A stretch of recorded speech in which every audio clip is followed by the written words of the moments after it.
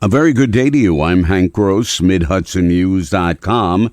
It's Monday, April 10th. The news today brought to you by the Galleria at Crystal Run.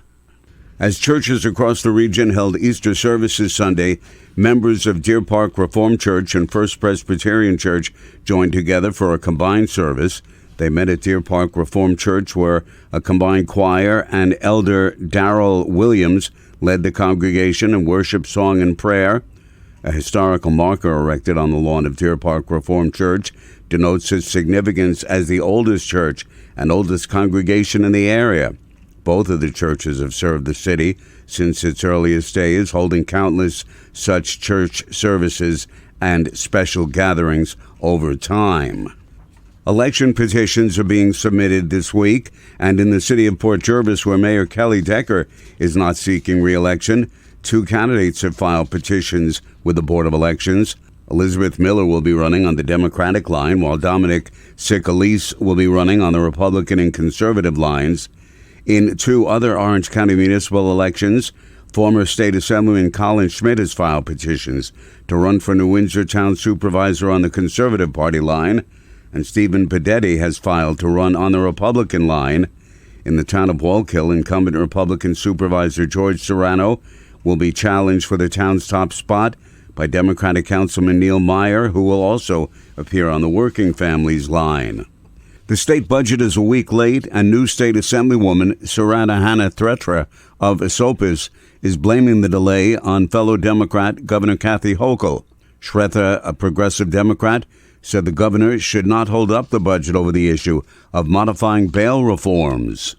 It's not in good faith, because if it was in good faith, maybe she should have talked about bail reform and everything else all at the same time. You know, why is she holding up everything else just to get this thing out of the budget process first? Shretha does not agree with Hochul's proposed modifications of bail reform because she says judges come from different backgrounds and may need better clarification on how they interpret any law.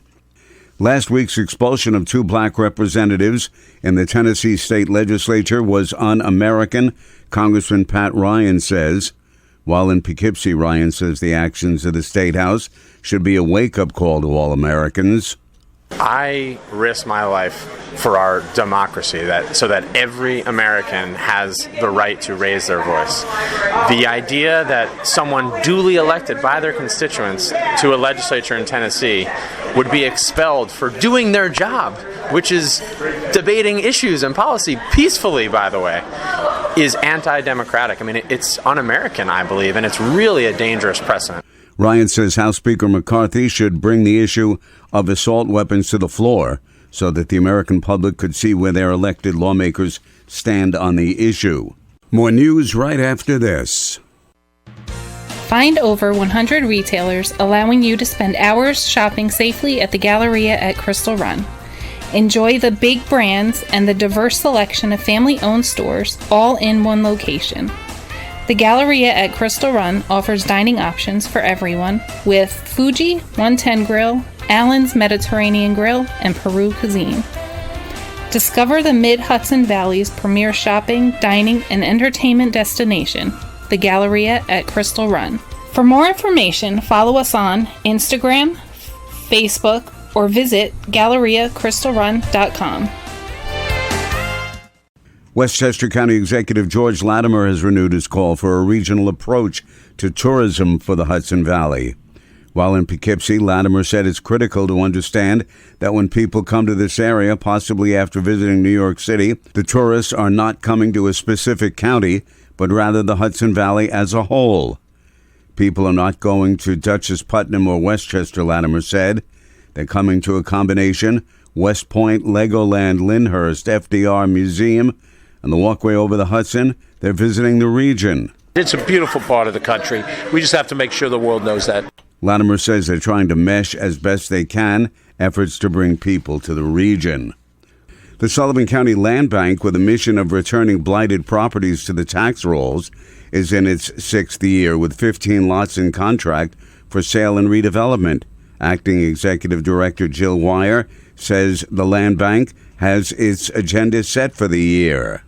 We have big plans for 2023, which include more demolitions, more new construction, movement on the Broadway redevelopment projects, including the Broadway Theater and the Monticello Manor Housing Project. The ability to get the additional inventory from the municipal foreclosure is key in expanding development opportunities. The Sullivan County Land Bank is concentrating on the villages of Monticello and Liberty. Holtec's plan to expedite its release of treated radioactive water into the Hudson River from the former Indian Point nuclear power plant is outrageous and unacceptable, Congressman Pat Ryan says. Ryan says the plan must not be allowed to proceed. I have 100,000 constituents that get their drinking water from the Hudson River, the Hudson 7.